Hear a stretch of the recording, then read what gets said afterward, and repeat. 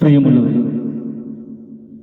വിശുദ്ധ ബൈബിളിനെ ആസ്പദമാക്കിക്കൊണ്ട് ഞങ്ങൾ സംപ്രേഷണം ചെയ്യുന്ന ഒരു ചാനലാണ് ബൈബിൾ വചനങ്ങൾ എന്ന ഈ ചാനൽ.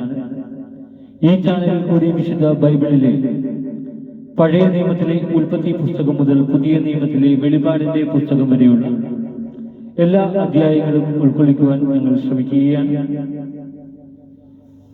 ഈ ദൈവവചനങ്ങൾ കേൾക്കുന്ന എല്ലാവരും ലോകത്തിന് ശാന്തിയും സമാധാനവും സന്തോഷവും ലഭിക്കാൻ വേണ്ടി ദൈവത്തോട് പ്രാർത്ഥിക്കുക. അതോടൊപ്പം തന്നെ ഈ ചാനൽ കാണുന്നവർ ഒന്ന് സബ്സ്ക്രൈബ് ചെയ്യുക. താഴെ കാണുന്ന ബെൽ ഐക്കൺ കൂടി ക്ലിക്ക് ചെയ്യുക. കാരണം സബ്സ്ക്രൈബ് ചെയ്താൽ മാത്രമേ ഞങ്ങളുടെ തുടർന്നുള്ള നോട്ടിഫിക്കേഷൻ നിങ്ങൾക്ക് ലഭിക്കുകയുള്ളൂ. അതുകൊണ്ട് ഒന്ന് സബ്സ്ക്രൈബ് ചെയ്ത് ഞങ്ങളോട് സഹകരിക്കുക. നിങ്ങൾ എവിടെയും പ്രാർത്ഥന നിർഭരമായ സഹകരണം സഭനെയും പ്രതീക്ഷിച്ചുകൊണ്ട് ഉൽപ്പത്തി പുസ്തകം 28-ാം അധ്യായം. ഇസ്ഹാക്ക് യാക്കോബിനെ വിളിച്ച് അനുഗ്രഹിച്ചുകൊണ്ട് പറഞ്ഞു, കാനാന്യ സ്ത്രീകളിൽ ആരെയും നീ വിവാഹം കഴിക്കരുത്. പാദാൻ ആരാമിൽ നിന്റെ അമ്മയുടെ പിതാവായ ബെത്തുവേലിന്റെ വീട്ടിലേക്ക് പോവുക. അമ്മയുടെ സഹോദരനായ ലാബാന്റെ പുത്രിമാരിൽ ഒരാളെ ഭാര്യയായി സ്വീകരിക്കുക. സർവശക്തനായ ദൈവം നിന്നെ അനുഗ്രഹിച്ച് സമൃദ്ധമായി വർദ്ധിപ്പിച്ച് നിന്നിൽ നിന്നും പല ജനതകളെ ഉളവാക്കട്ടെ. അബ്രാഹത്തിന്റെ അനുഗ്രഹം നിനക്കും നിന്റെ സന്തതികൾക്കുമായി അവിടുന്ന് നൽകട്ടെ. നീ ഇപ്പോൾ പരദേശിയായി പാർക്കുന്നതും ദൈവം അബ്രാഹത്തിന് നൽകിയതുമായ ഈ നാട് നീ അവകാശപ്പെടുത്തുകയും ചെയ്യട്ടെ. അങ്ങനെ ഇസ്ഹാക്ക് യാക്കോബിനെ പറഞ്ഞയച്ചു. അവൻ പാദാൻ ആരാമിലുള്ള ലാബാന്റെ അടുക്കലേക്ക് പോയി. അരമായനായ ബത്തുവേലിന്റെ മകനും യാക്കോബിന്റെയും ഏസാവിന്റെയും അമ്മ റബേക്കയുടെ സഹോദരനും ആണ് ലാബാൻ. ഇസ്ഹാക്ക് യാക്കോബിനെ അനുഗ്രഹിച്ചതും പാദാൻ ആരാമിൽ നിന്നും ഭാര്യയെ കണ്ടുപിടിക്കുന്നതിന് അങ്ങോട്ട് അവനെ പറഞ്ഞയച്ചതും ഏസാവ് അറിഞ്ഞു. അവനെ അനുഗ്രഹിച്ചപ്പോൾ കാനാന്യ സ്ത്രീകളിൽ നിന്ന് ഭാര്യയെ സ്വീകരിക്കരുത് എന്ന് അവൻ യാക്കോബിനോട് കൽപ്പിച്ചെന്നും തന്റെ മാതാപിതാക്കളെ അനുസരിച്ച് യാക്കോബ് പാദാൻ ആരാമിലേക്ക് പോയെന്നും ഏസാവ് മനസ്സിലാക്കി.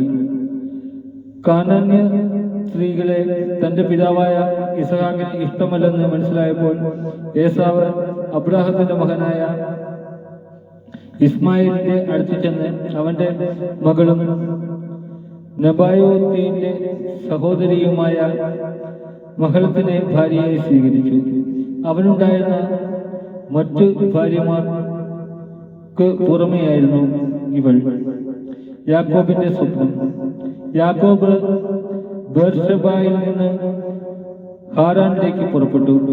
സൂര്യൻ അസ്തമിച്ചപ്പോൾ അവൻ വഴിക്ക് ഒരിടത്ത് തങ്ങുകയും രാത്രി അവിടെ ചിലവഴിക്കുകയും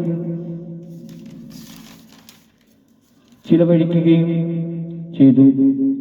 ഒരു കല്ലെടുത്ത് തലയ്ക്ക് കീഴെ വെച്ച് അവൻ ഉറങ്ങാൻ കിടന്നു. അവന് ഒരു ദർശനം ഉണ്ടായി. ഭൂമിയിൽ ഉറപ്പിച്ചിരുന്ന ഒരു ഗോവണി, അതിന്റെ അറ്റം ആകാശത്ത് മുട്ടിയിരുന്നു. ദൈവദൂതന്മാർ അതിലൂടെ കയറുകയും ഇറങ്ങുകയും ചെയ്തുകൊണ്ടിരുന്നു.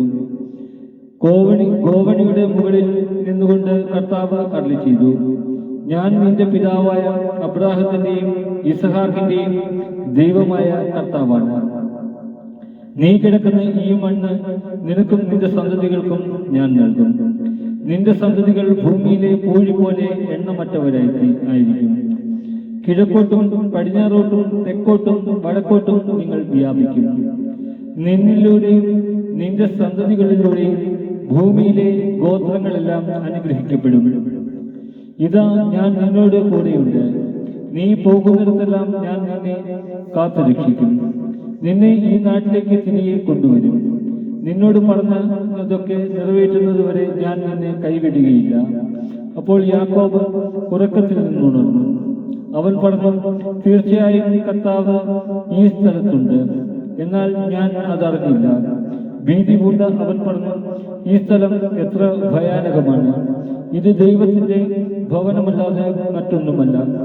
സ്വർഗത്തിന്റെ കവാടമാണിവിടെ.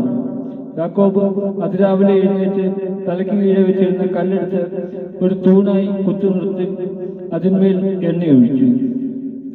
അവൻ ആ സ്ഥലത്തിന് ബഥേൽ എന്ന് പേരിട്ടു. ലൂസ് എന്നായിരുന്നു ആ പട്ടണത്തിന്റെ ആദ്യത്തെ പേര്. അത് കഴിഞ്ഞ് യാക്കോബ് ഒരു പ്രതിജ്ഞ ചെയ്തു. ദൈവമായ കർത്താവ് എന്റെ കൂടെ ഉണ്ടായിരിക്കുകയും ഈ രാത്രി എന്നെ സംരക്ഷിക്കുകയും എനിക്ക് ഉണ്ണാനും കൊടുക്കാനും തരികയും എന്റെ പിതാവിന്റെ വീട്ടിലേക്ക് സമാധാനത്തോടെ ഞാൻ തിരിച്ചെത്തുകയും ചെയ്താൽ കർത്താവായിരിക്കും എന്റെ ദൈവം. തൂണായി കുത്തി നിർത്തിയിരിക്കുന്ന ഈ കല്ല് ദൈവത്തിന്റെ ഭവനമായിരിക്കും. അവിടുന്ന് എനിക്ക് തരുന്നതിന്റെ എല്ലാം 10-1 ഞാൻ അവിടത്തേക്ക് സമർപ്പിക്കുകയും ചെയ്യും. നമ്മുടെ കർത്താവ്